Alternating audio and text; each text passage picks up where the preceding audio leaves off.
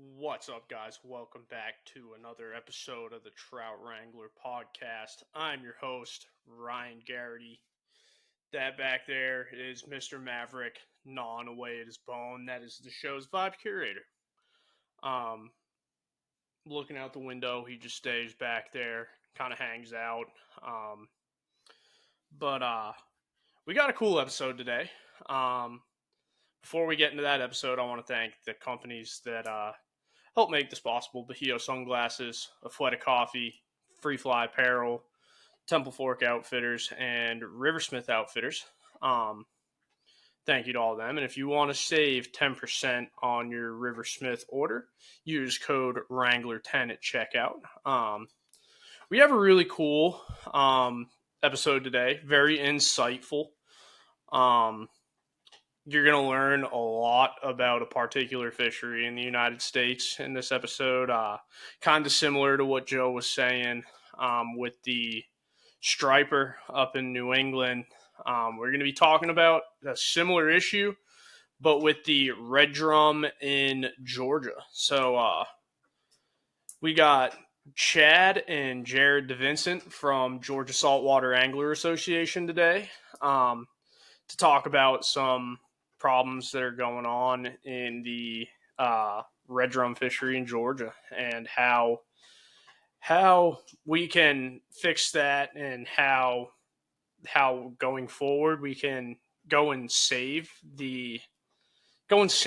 how that fishery is right now. A lot of good stuff going to be talked about. I should say bring back that fishery.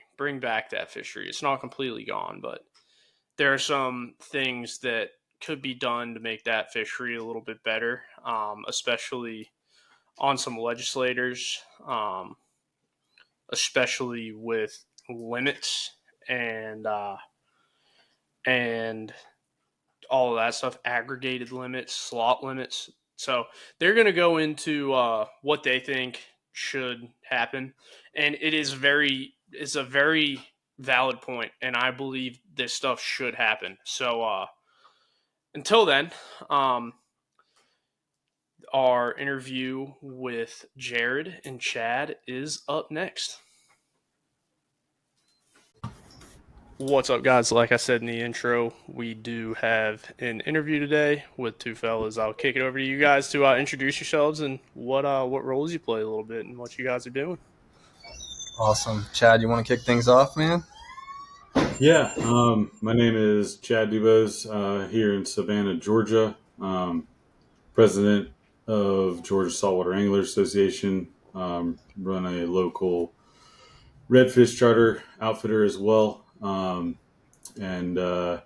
Started GSAA back in 2021. Known Jared for about 8 or 9 years now at this point, and kind of when I started it, looked at him as kind of the, with me being in Savannah and him being in Brunswick, is kind of the being able to have kind of across the coast coverage for what our goal with GSA was. But yeah, that's me.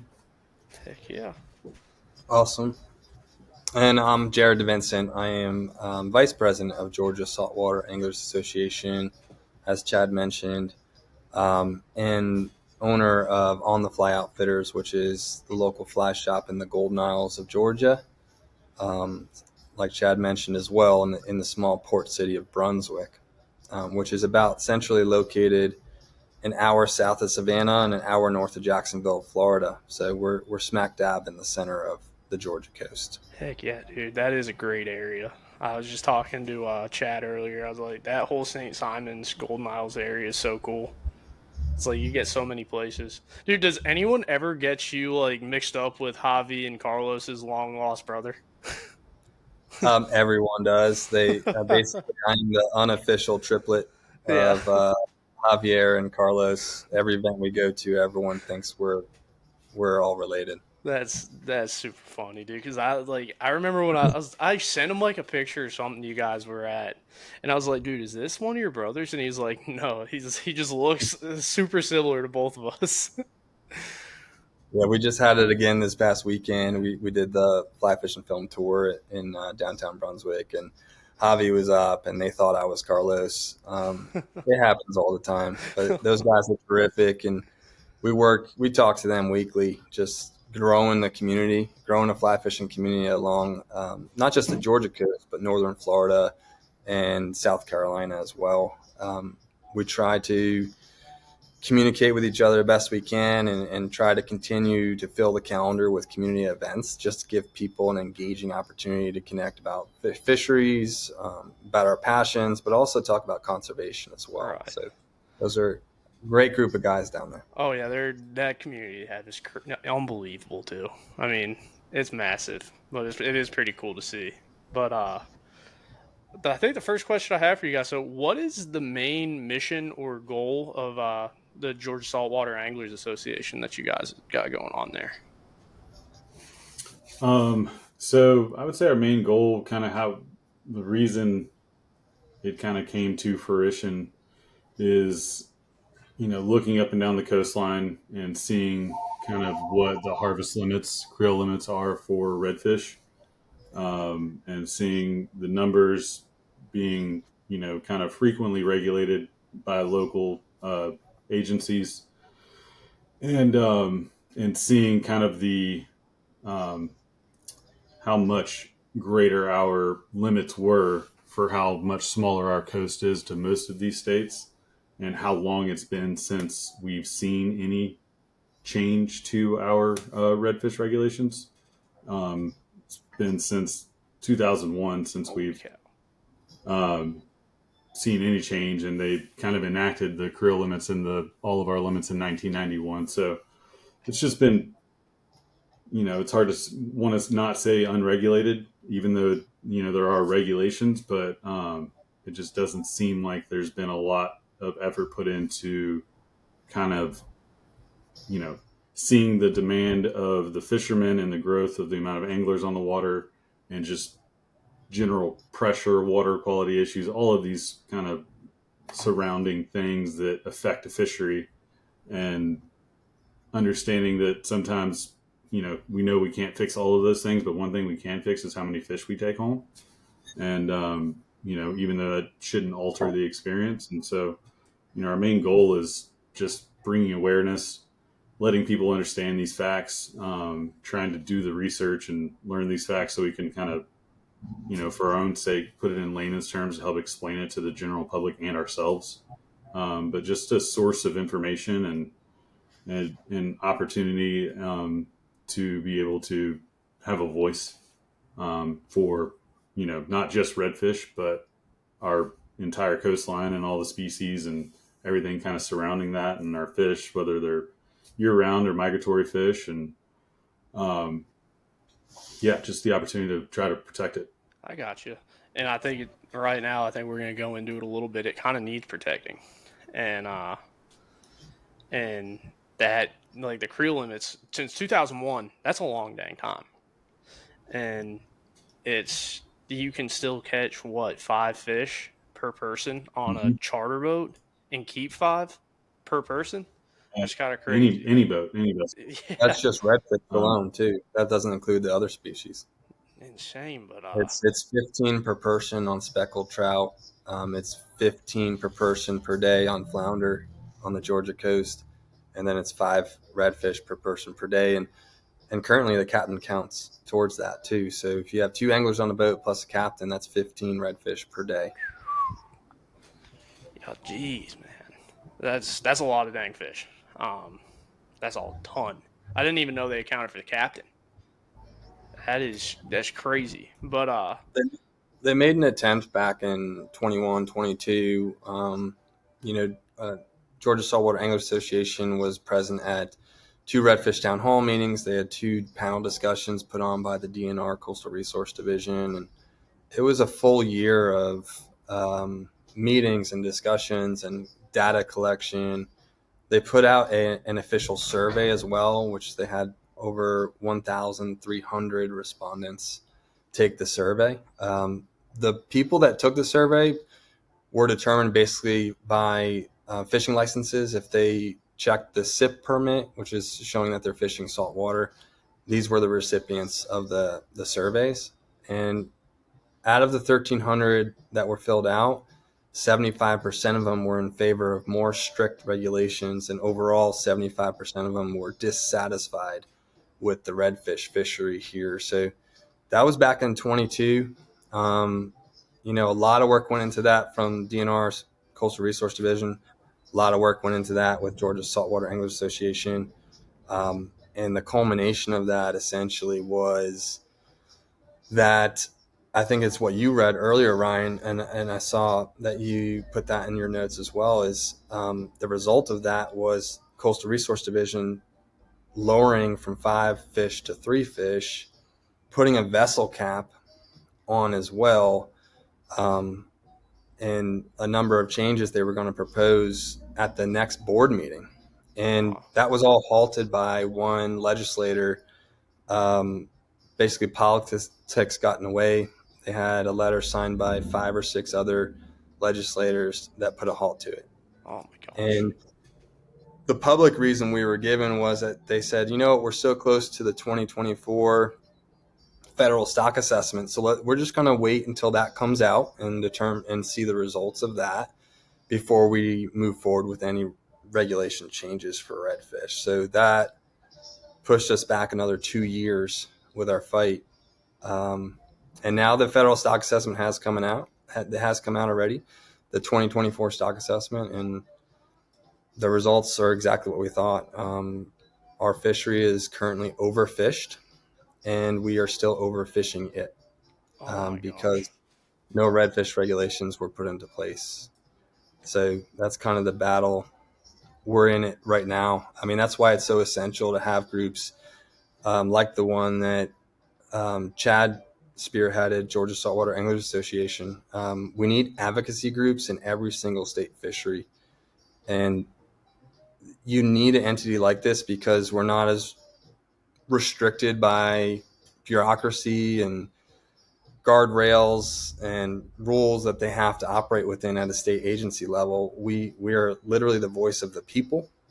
And I think that's just so essential because we're seeing through our fight in Georgia, and we've seen it in Louisiana for redfish as well, and striped bass up north. Politics, unfortunately, gets in the way of these decisions, and progress is halted. Proactive, healthy regulation changes are halted because of politics. And our organization and others like ours is basically saying there's no room for politics when it comes to healthy environment, healthy fishery. Exactly. There's no reason for them to get in the way of this when we've clearly put in so much due diligence to get to the point where we are. We're using scientific data. We're using survey results. As you heard from me earlier, like a number of meetings, a lot of energy. And this is our 3rd and 4th jobs, having this because we care about our fishery so much.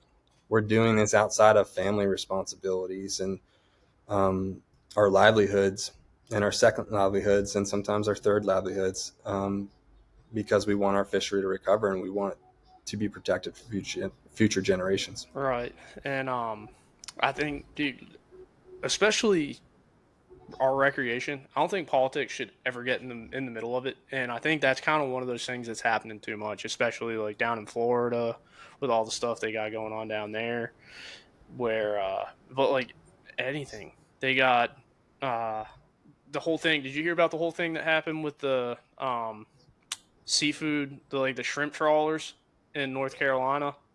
They were fighting that. It's like that.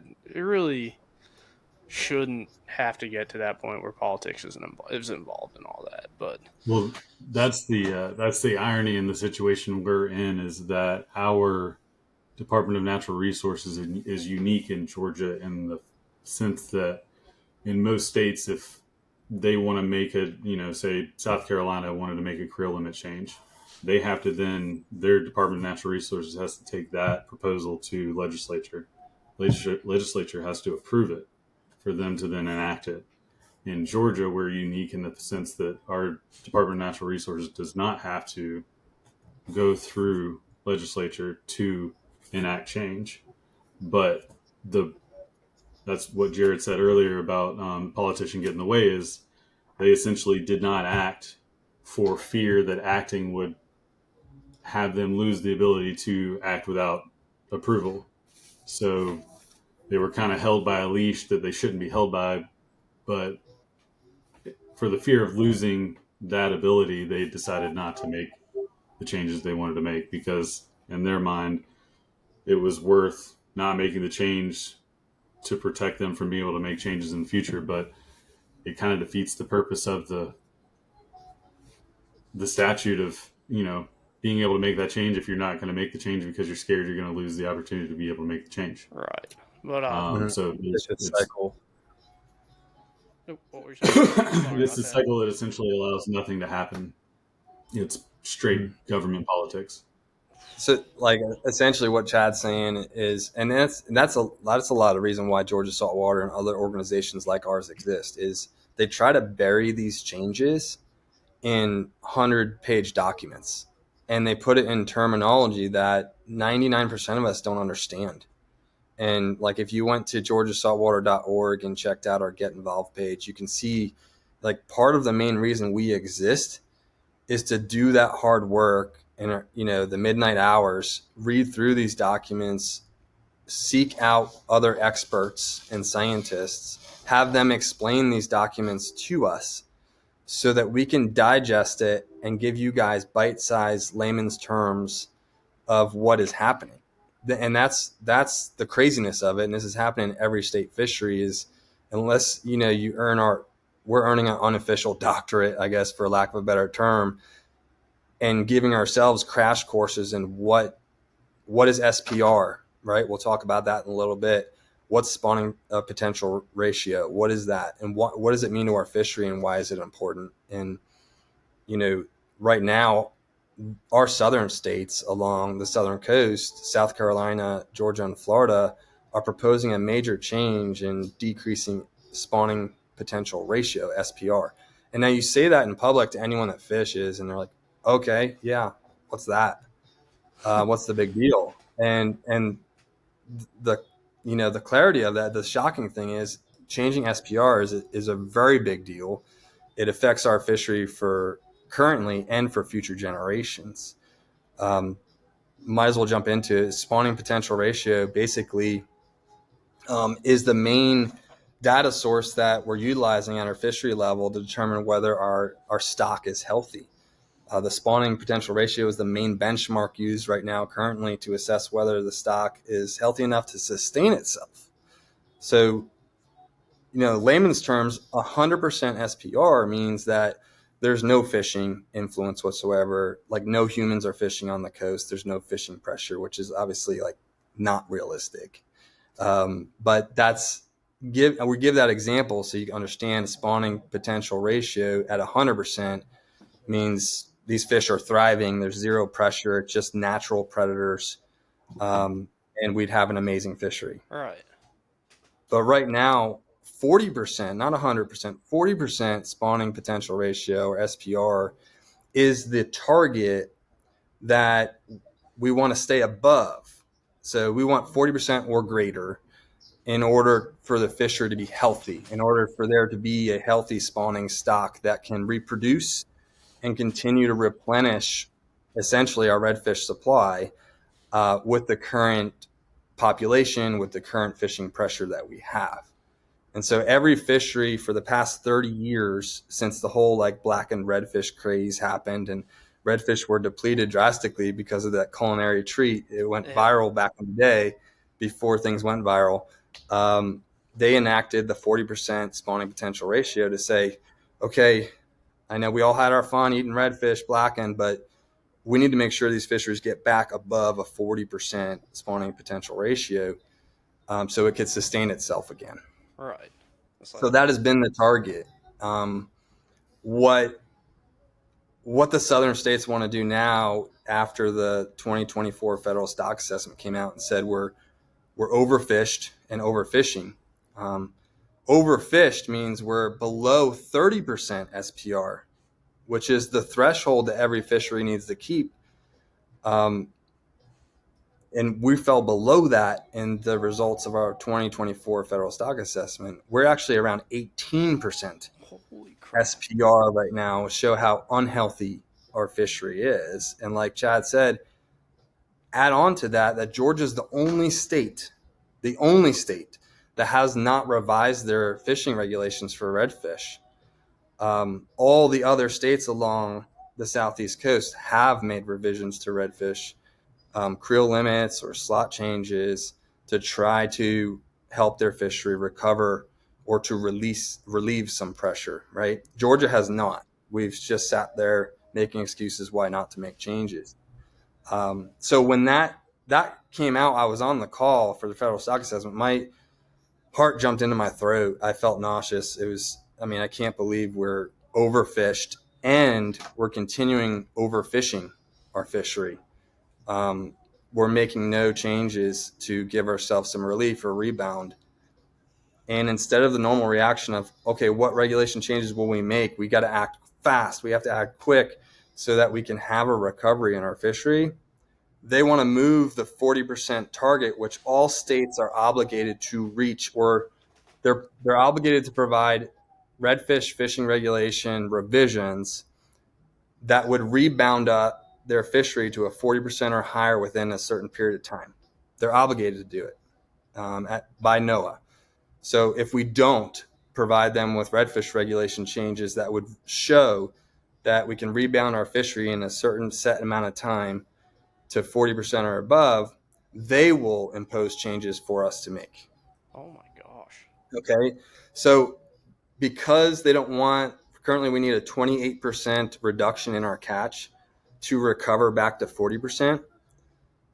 What they slipped into this 100-page document is an amendment to change and propose a change to lower the target of 40% to 30%.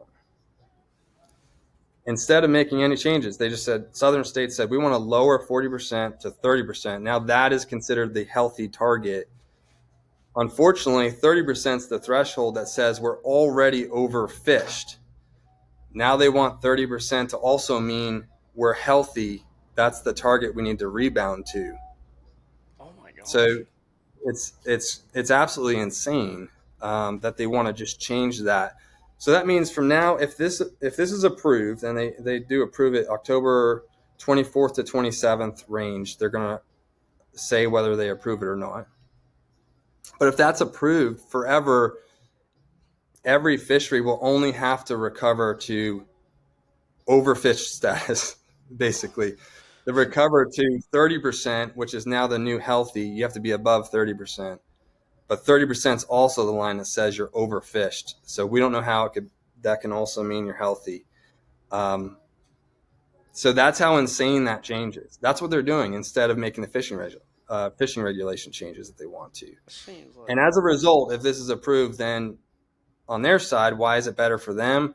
They only have to recover their fishery 10%, 14% to meet the new healthy threshold instead of rebounding us to a 40% SPR level that has been in place for over 30 years to keep our fishery healthy. It's like slapping it literally sounds like slapping a giant flex tape on a massive bullet hole wound, on like a cannonball wound at that point. That's insane.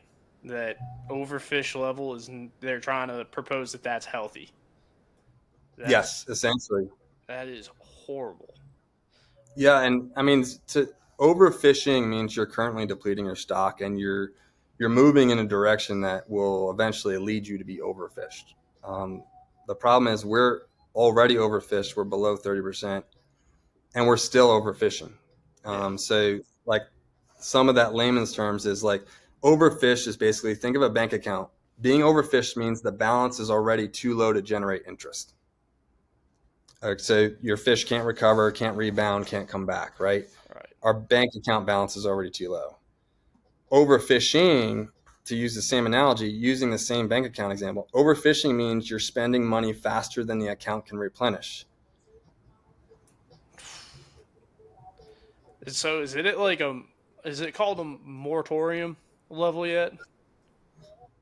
No, so that's another good point. I mean, there is this thing called the Magnuson-Stevens Act, and there is precedence for this. But what's next is, obviously they're setting us up to not have a healthy fishery. They're setting us up to lower our standards and to forever just, keep our head in the sand that our fishery is just fine, even though the data and the federal stock assessment and everything says otherwise.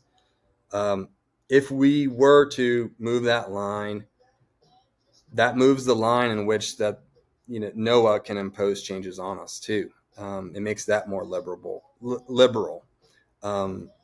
If we keep it at 40% where we are now, and our state and other southern states propose fishing regulations, and the data shows that the regulations they want to put in place won't recover us to 40%, then essentially Magnuson-Stevens Act says that NOAA, if we don't adopt measures that can rebound our fishery, NOAA has the authority to step in through regional councils and through regulatory measures to basically enact their own rules. And in a lot of cases, like you just mentioned, Ryan, is moratorium, or they can close a fishery. Moratorium would mean that redfish would be catch and release only moving forward. So our biggest opposition, and Chad can tell you about, we just got out of some meetings. Our biggest opposition are the people that just don't want change. They just, their dad, their granddad, everyone caught the same amount of fish. They just want to catch the same amount of fish as previous generations, even though our population's increased 40%, and, more people on Earth than ever before. They just don't want change, basically, is the only reason. But what we're trying to say is we're helping you. If we proactively make these changes, we all get bigger fish, more fish. You just have to keep less per day. And we're preventing a potential closure. And there's a lot of things that have to happen before it close, but we're preventing a potential closure. No one wants that. Chad and I don't want that. Our group organization doesn't want that. We don't want catch and release only. We still like keeping fish too sometimes, but we're just more cognizant of what is a healthy fish to keep that doesn't negatively impact the long-term health of our fishery. Right. And I think that's something like that. Those guys that are kind of hard-headed and don't want to change, you kind of got to be like, listen, man, like, do you want to teach your grandkids how to fly fish, or you want to teach your grandkids how to go and catch a red drum on a popping cork? It's like, if you do, you should kind of like listen here and try and kind of like hear us out on what we're doing. And it's crazy that kind of like people can't really grasp that it is for the better of them.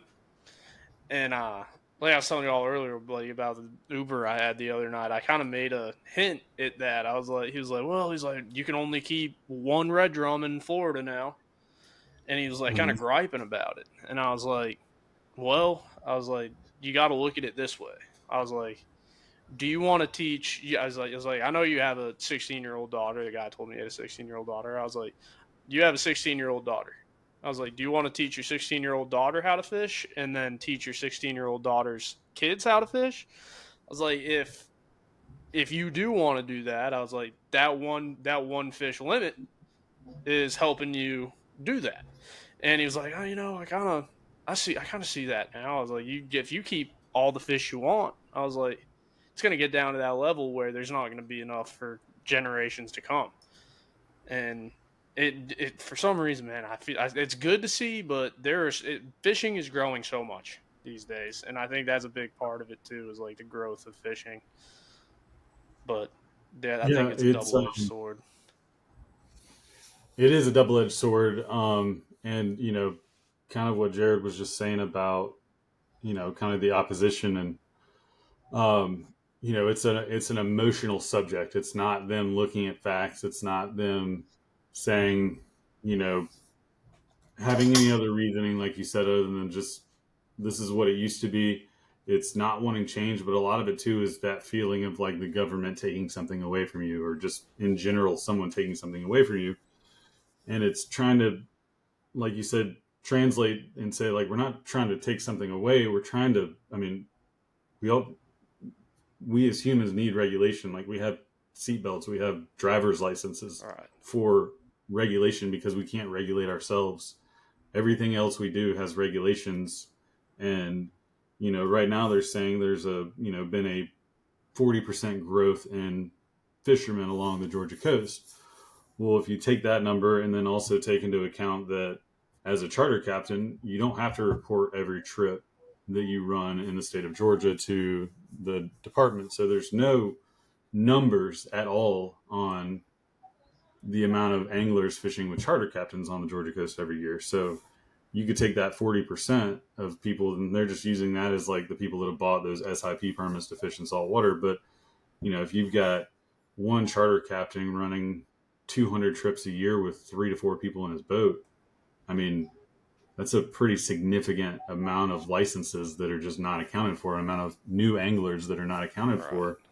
And then you get those guys, and then our opposition are, a lot of local guys that have lived on this coast for generations. Some of them are good friends with my dad. My dad grew up on the coast catching tarpon in the 80s. My grandfather was a charter captain down in Fernandina Beach, Amelia Island, and Cumberland back in the 70s and 80s. And you talk to these guys, and it's, they've been fishing the same drop or hole for 30 years, and they can pretty much count on every time they go there, they're going to find the fish that they want to take home within that slot.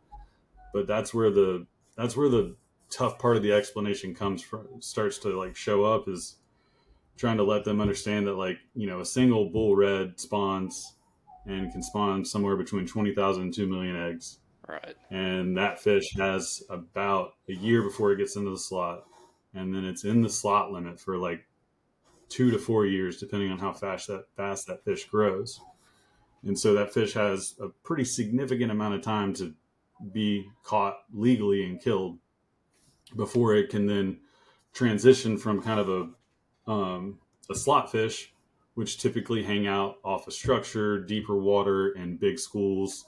During that time frame, they're young. They're very aggressive eaters. They're not well educated because it's a young fish. So you could say they're a lot easier to catch. So the smaller end of the slots, can be very fruitful.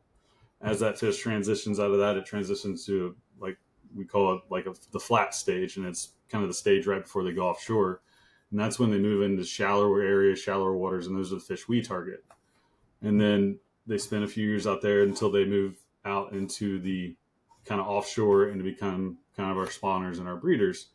And at that stage, it's usually about just over 34 inches. But, the argument against us is essentially that the numbers for the data that our DNR has, CRD, Coastal Resource Division, shows that we have healthy numbers of those kind of first year, second year, kind of just above before the slot and just into the slot fish. But so one would see that and go, okay, we have a lot of fish coming every year. Well, then if you start to really look at their data, you realize that they don't have any data on that second class of fish, these flats fish. Right. And we know this because they've attempted to have a tagging programs specifically aimed at these types of fish. And so what we're trying to say is there's not enough fish making it into that flats class to then go offshore. And so if one bull red, essentially it's kind of the baby boomer craze. Like baby boomers had a bunch of kids and then post they didn't. So you had a kind of a gap in the workforce. So we're saying that there's not enough fish transitioning into becoming bulls to then replace our bulls that we have offshore, which can live up to 40, 50, 60 years old. And so, yeah, we're still seeing a lot because bulls, they produce up to 2 million eggs. And so they can put a lot of fish out for many years. But if those guys aren't getting replaced by a younger stock of bulls coming into the offshore to spawn and then come back, or offshore and then come inshore to spawn around our estuaries, which they do. And we're not talking like these fish don't just live in Georgia. Like they migrate. South Carolina fish that are bred in South Carolina end up in Savannah and even North Florida. And so these fish move around. So what we're doing to our fishery is also affecting other states. But the big argument we're saying is that, the worst thing that can happen is that you're going to take a couple less redfish home. But the worst thing that could happen is like you could either not have redfish or not be able to keep any redfish. And none of us are for a complete closure. We're trying to get ahead of the curve here and, just fix the problem before it becomes a big gaping hole to try to fix, instead of lowering the curve to say, well, Jared was talking about SRP earlier, and the standard's 40%. Georgia's within our states in the Southeast, Georgia's operated outside of that 40% for years. And so, when they came to the table to have this meeting this past year, it wasn't, why isn't Georgia complying like everyone else is? It was, well, the idiot in the room, essentially, we're just going to lower the bell curve so he can pass now, or at least have a D as opposed to an F, which we have had, as opposed to saying, like, let's tutor him a little bit and make him go to after school classes and make some change and, like, try to recover this fishery a little bit healthier. But to look at all the people that are coming to fish, all those numbers, the growth along the coast, water quality issues, all of it, you get everybody in the room that thinks that change should happen. You'll get a lot of different opinions, but you can all agree that, like, if you just, keep a little bit less, that's proven to make change. There's data on that. And so, everyone says there's no science proving that it needs to be changed, but there's science showing that change will cause improvement. And there's social science showing that there's a increased amount of angler dissatisfaction with our limits. And so that's science, that is data to prove that we need change. And our CRD and DNR, their job is not just to sustain our fishery and keep it alive, it's to try to continually improve it. So if you have data that shows that a fishery can improve if you make change, how does that not tell you should make change? I mean, that is an improvement to a fishery. And right. So it shows that if we cut these numbers back, how many years we'll see that improvement. And so that's our argument. It seems silly as you say it out loud to someone, because it doesn't seem like it should be an argument, but that's where we are. I got you. I mean, so these changes take these changes. If we were to make these changes, and again, we've been fighting. Georgia Saltwater Anglers Association has been fighting for changes, and they still haven't had changes for the past 4 to 5 years officially. Longer than that unofficially, right? There's always been a lot of concerned recreational anglers and captains. We always say the captain is the canary in the coal mine. It's providing the warning sign, because these guys and girls are on the water more than anyone else. 200, 250 plus days a year. They see more subtle changes in their environment than you would going out 3 times a year or once a month, right? So when Georgia Saltwater Anglers was created, partly because we had an overwhelming amount of guides that were saying, we're seeing a decrease, we're concerned. And Chad started organizing these unofficial meetings, and the numbers grew. We had more recreational anglers coming in concerned. We had more captains coming in concerned. And again, they're the canaries in the coal mine. So we felt, Chad felt necessary to create an organization. And I was right behind him. It's like, I see the concern at our fly shop. I hear it from people coming in all the time. They're seeing less and less, and it's more challenging.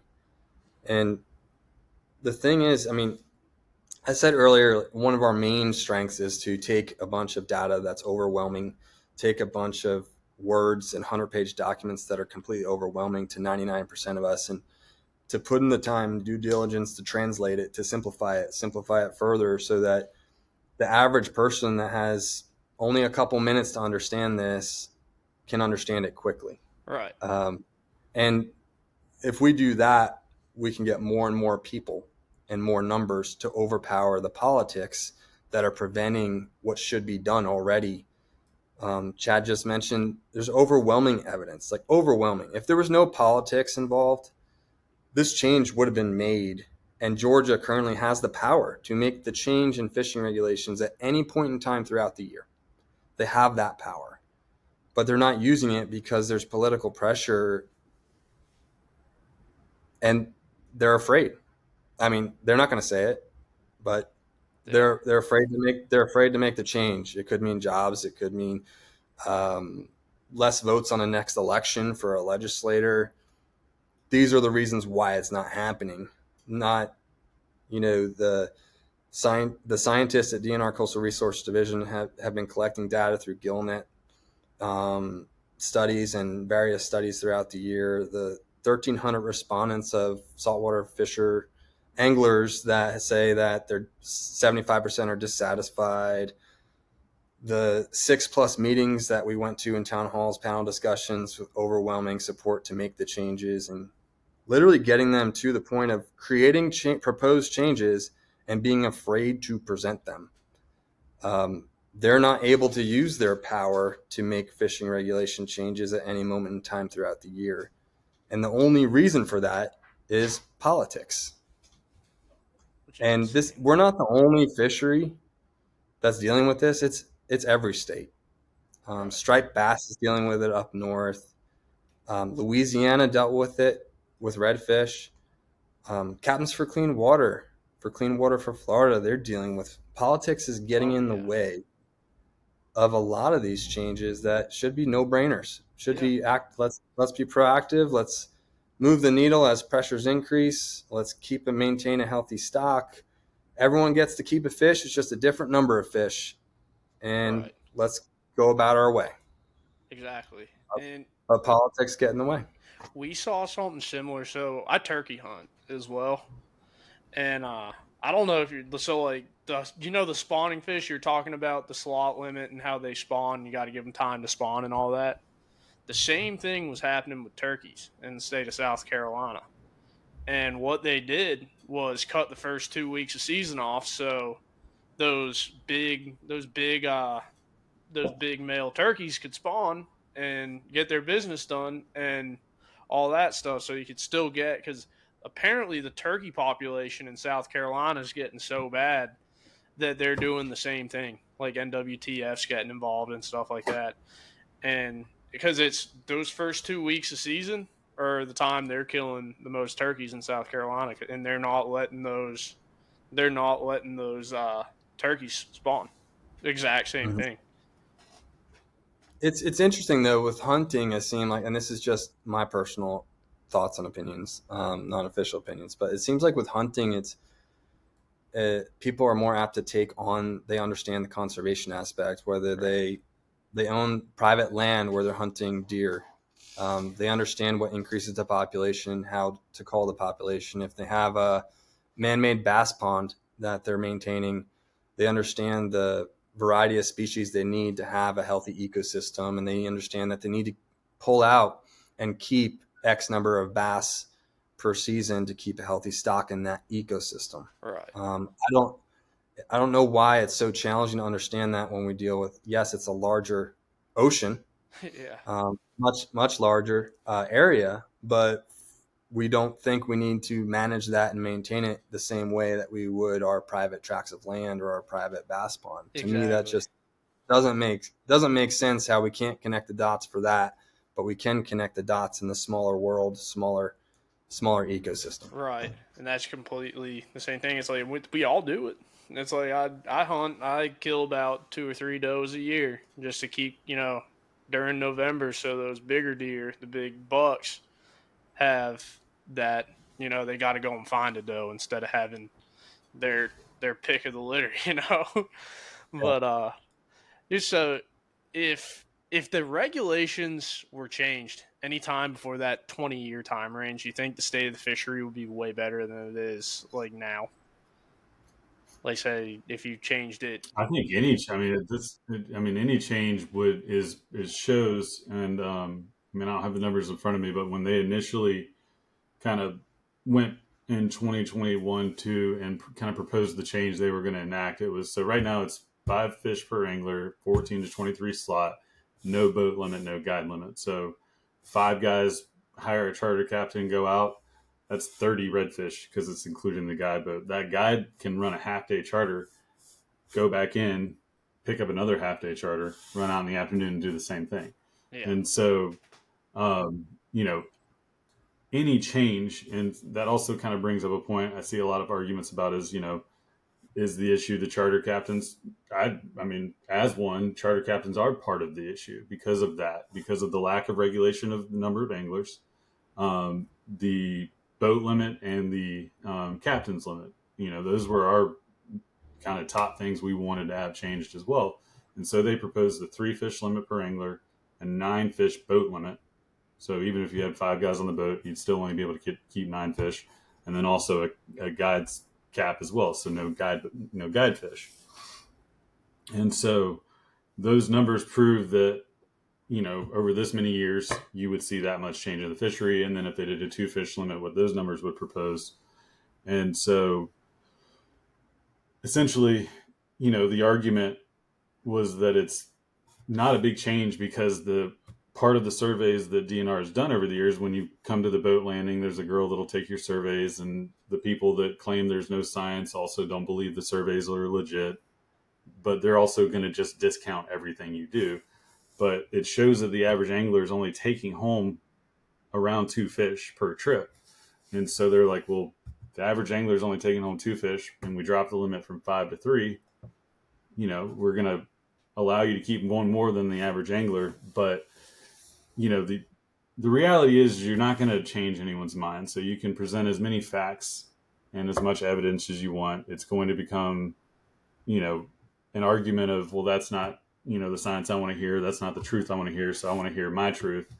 And so the big thing is just making sure that what we know and what we say and what we're presenting are actual facts. And that's all we're trying to do, is stand behind the facts of what we see. But you can take the science out of it. Like nobody has any data, and look at where we are as a fishery, where we are as a state, population wise. Look at where we are as when we last made change compared to the other states, and say like, okay, well, North Carolina, it's 1 redfish per angler. South Carolina, it's 2. Florida, it's 1 to 2. Some areas catch and release depending on where you are along the state. And then you go up into the Gulf, and Louisiana, where everyone in the world goes to redfish, has made regulation change. And then you have us by ourselves at a 5 fish limit with the biggest range and slot, with the lowest slot number of 14 inch fish, which is that big, 14-inch redfish. Oh, God. And say that we're either claiming that we have the greatest red fishery in the world, or that we're just too arrogant to do anything about it.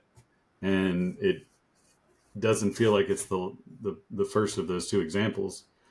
And so our goal is we're not trying to change anyone's mind, because your decision is yours to make. And a lot of people's decisions are already made up because that's how they feel. They're emotional about it. But, when we say we have guides that have fished this coast for 25 years, there are guides that have fished the coast for 25 years that don't believe in the change. But that emotion is fueled by greed more than it is by actual what's happening and going on. That flats class of fish we're talking about, the guides that are seeing this change are the guides that fish these flats.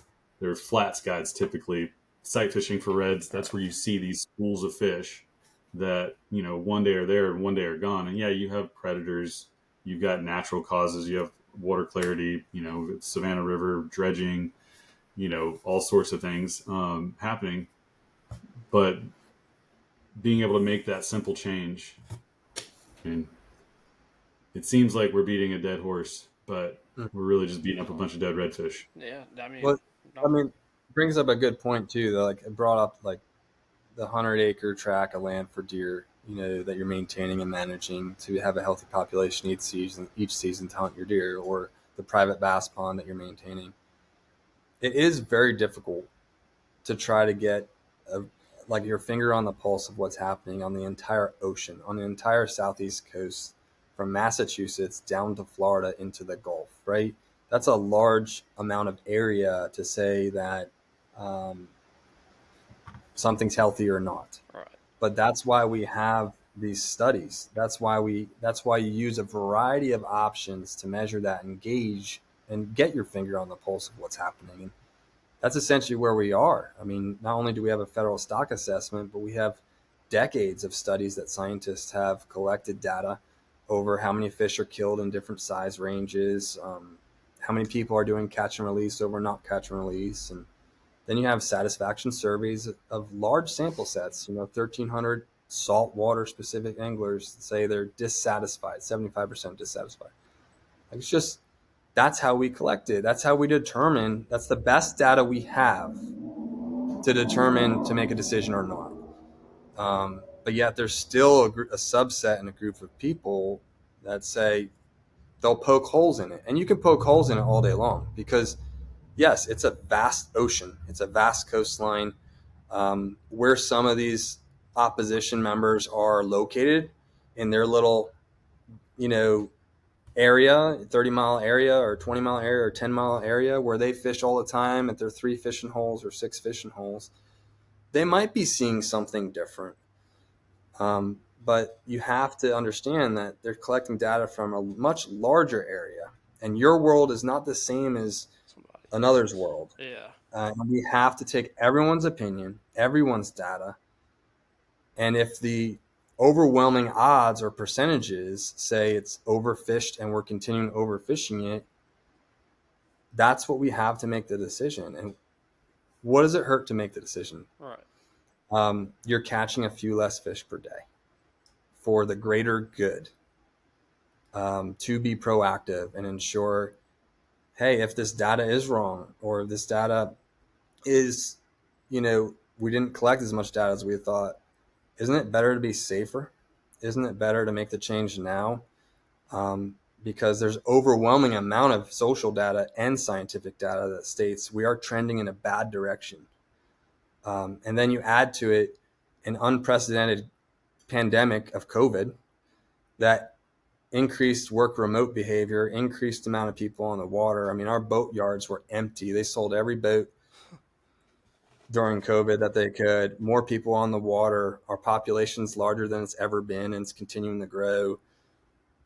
Add that to it, and that's reason enough to make a change and just simply decrease the limit and tighten up the slot to allow these fish a chance to escape and spawn and reproduce so that we continue to have fish forever. Right. Yeah, that COVID had to have done it. I didn't even think of COVID. That had to have done a number on it too.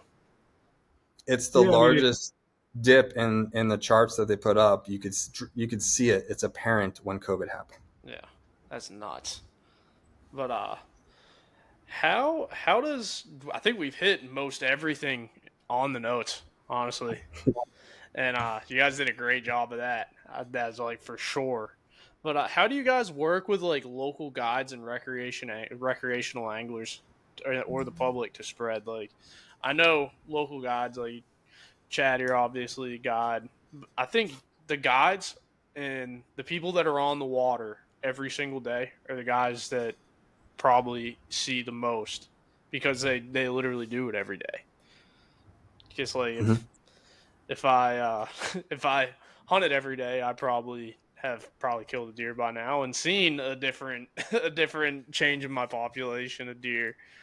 And yeah, I mean that's kind of what one of our founding arguments was that, I mean, Jerry had mentioned this earlier, is that, some of the guys, like, I started the shell of this in early 2021, but there are guides on this coast that have been fishing this coast on the flats, intimately for 20, 25 plus years, that have been saying this very loudly for a long time.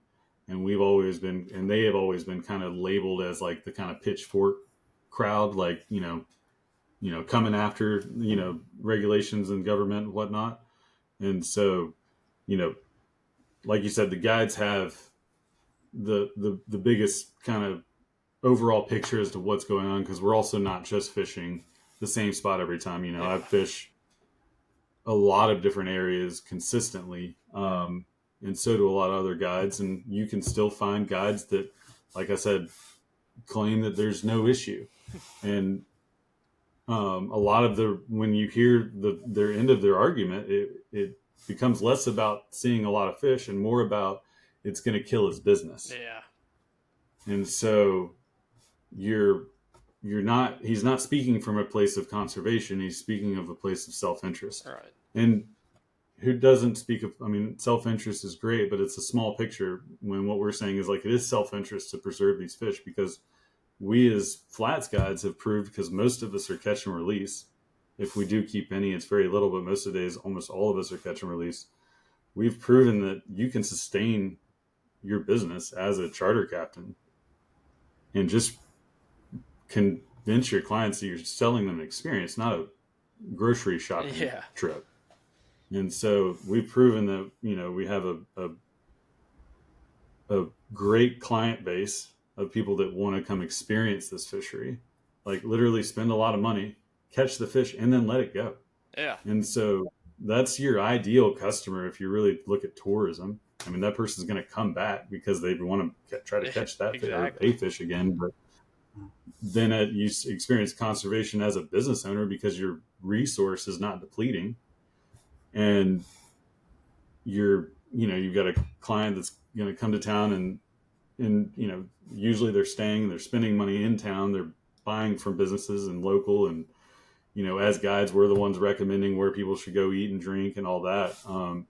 But you know, the guides are the ones really that see the most. But right now, depending on how you're marketing yourself as a guide, you do or don't want the change. A lot of them are scared of the change because they were worried they're going to lose business. But like I said, it's been proven that if you look into Florida and you look into South Carolina and these other states, that the game fishing, as opposed to the meat fishing, the fishing for sport, not for meat, is wildly successful. I mean, look at Florida for tarpon, look at Louisiana for redfish, look at South Carolina for redfish, Charleston. I mean, Charleston's the epicenter for essentially saltwater fly fishing in the Southeast because of redfish, but yet it's Georgia's state fish.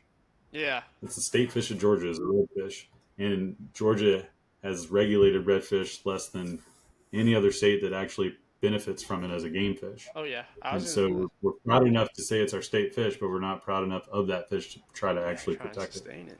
I was just gonna say, like down in Florida, I don't know if you guys know Historic Coast. Jared, you might know Historic Coast. I know this as well. They're completely catch and release. Mm-hmm. And a lot of our captains are self-imposing. Yeah, completely catch and release. And it's like, because they're concerned, they're investing in the future, right? It's their livelihood.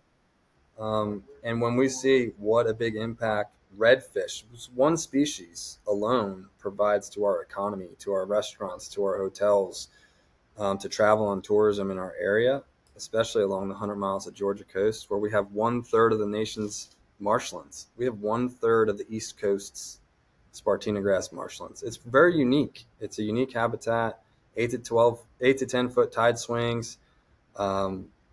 This is driving our ecosystem here. This is where I've talked to those that work in tourism, and everyone understands that.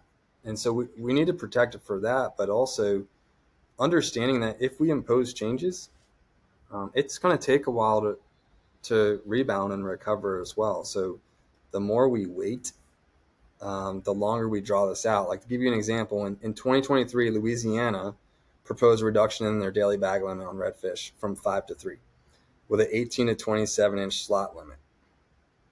Okay. And production on harvesting fish over prohibiting the harvest of fish over 27 inches. And that move, they implemented their change, but that move is projected to recover in 30 years. Oh my God. They made proactive changes, but even making that change, their projections say it's going to take 30 years to recover their fishery to a healthy state again. We are below 40%, so we're overfishing currently. We're below 30%. We're an overfished red alert status. And we're below 20%. We're in like 18 to 20 spawning potential ratio. It's like red alert. We need to make change. And like I said, you know, I know this is a long podcast for you, but you're all good. To bookend it, if the SPR target is lowered from 40 to 30%, teaching people how important SPR is, we dramatically increase the risk that our redfish fishery will take decades, possibly centuries to recover. Because you see by the example of Louisiana, they're projected 30 years to recover. That's insane. We've been abusing our fishery worse. It could take us longer. And if we move that goalpost from 40 to 30, even longer, that's why it's not an exaggeration to say possibly centuries. Implementing science-based regulations to reduce harvest today, this proposal could shift the burden. If they change it to 30%, it's going to shift this ongoing burden to future generations. In 30 years, I want to be 74 years old by the time Louisiana recovers from their current changes they just implemented now. So we honestly are. The reality is we're doing this for future generations. We're doing this to start seeing a trending recovery because, yes, the fishery will slowly become better within those 30 years, but it won't be declared healthy until it's fully recovered to the 40% SPR. Damn, I'm gonna have an AARP card by the time they recover. That's crazy to think about. But Yeah. So can fishermen from other states get involved, and if so, how can they do that? Absolutely. GeorgiaSaltwater.org. GeorgiaSaltwater.org is very easy to remember. We have a page on there called Get Involved. That is our ongoing stats that we kind of, like we mentioned earlier, we translate really complicated issues and terminology and we put into layman's terms. There's a glossary there of terms, what overfishing is, what overfished is, what SPR is. We want to arm you guys with knowledge, and we want to bring all anglers, recreational and our captains, making them more knowledgeable so that we can actually use our voice to overpower the politics and make change. So there's a great glossary there at georgiasaltwater.org. We also have an events page, which will always list upcoming DNR meetings and crucial meetings to attend to make change, to use your voice. And we highly encourage anyone to reach out to Chad or myself. That website goes directly to us. We'll give you our cell phone numbers. We'll give you our emails. We want to make sure you fully understand what's going on now and how to fight it and how to speak knowledgeably about it so you can tell others. So GeorgiaSaltwater.org is a great way to get involved. And we always say, Benny Blanco's come up and helped us. Oh, Cool. Cool. We don't know how to do advocacy. We learned this from others before us. Chris Whitman and Benny Blanco from Captains for Clean Water have been very helpful. Our local 100 Miles advocacy organization has taught us many things on how to communicate at these meetings and how to write letters and how to do all these things. So we have built a toolkit to help you, to help the general public, no matter what state you're in, because fish don't know state lines. Fish don't know when they crossed over to South Carolina or vice versa. They don't know those state lines. So we all need to work together. If you're an angler anywhere along the southeast coast and into the Gulf, it's definitely helpful. Go to georgiasaltwater.org. Let's connect those dots. Let's continue the conversations. And the more knowledgeable we make each other, the more we can overpower the politics that are stopping what's happening. They're stopping healthy changes for our fisheries. I think everybody can get behind that. Hopefully. But so what does success look like for GSAA in 5 or 10 years from now, both in terms of fishery health and community engagement? I think for me, I would say in 10 years we're looking at 9.5 years of regulation change. But I think I would like to see in 10 years us be working on protecting, like knowing that we've got redfish protected and covered and we're seeing improvement. And we'd like, we didn't call ourselves Georgia Redfish Association. We called her Georgia Saltwater Anglers Association because in the end, this isn't just about redfish. It's about our other species along this coast. And so I think in 10 years, hoping to be able to fight to get, a creel kind of slot limit for trout, protecting, trout over 20 inches or kind of your breeders and your spawners. And then, we'd love to be able to, get tarpon protected. You could still legally kill a tarpon in Georgia. You can still legally kill a tarpon in Georgia? You're allowed one tarpon. In other states too, not just Georgia, but then, you get them to where they're at least educated enough to not pull them up out of the water and stuff like that. But, in 10 years, we would hope to be, a little bit more organized and a little bit bigger, but still, the big goal here is grassroots. That's where the strength in numbers is. That's where the strength in voice is, not allowing influence other than just, our influence as far as like, just being regular civilians,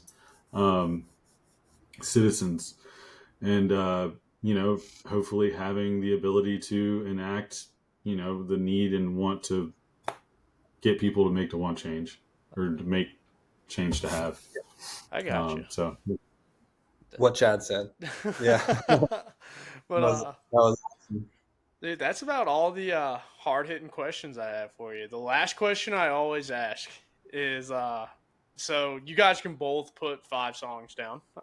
So your 5 songs for the Spotify playlist. Ooh. I'll do 2 or 3. You do 2 or 3. How about that? Yeah, let's split it up, Chad. That sounds good. Let's see what I've been listening to these days. All right. I'll do. I hope I picked mine. I think I did.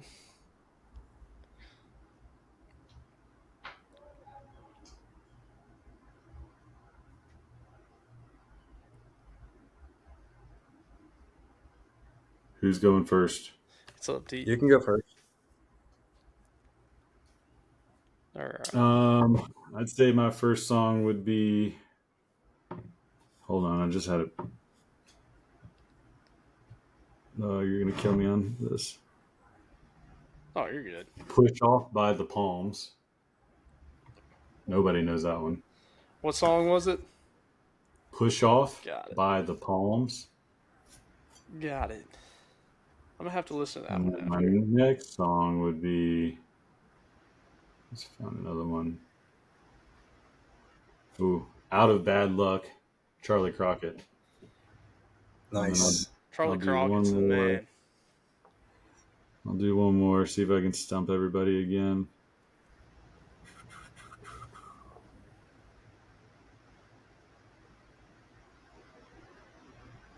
Let's do...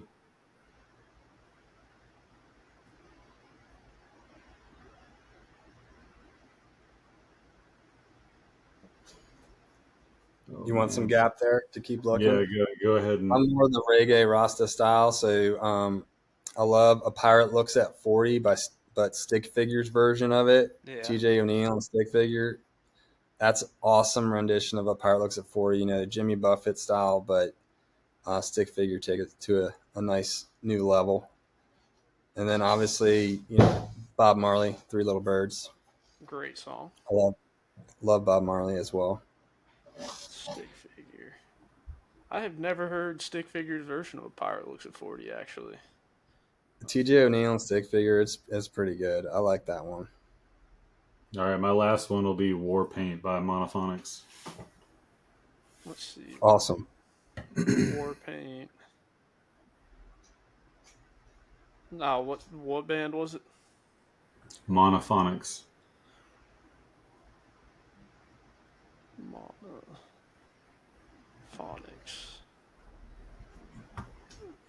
Dang, I'm looking for it now. You might have stumped me on that one. Chad's good at stuff.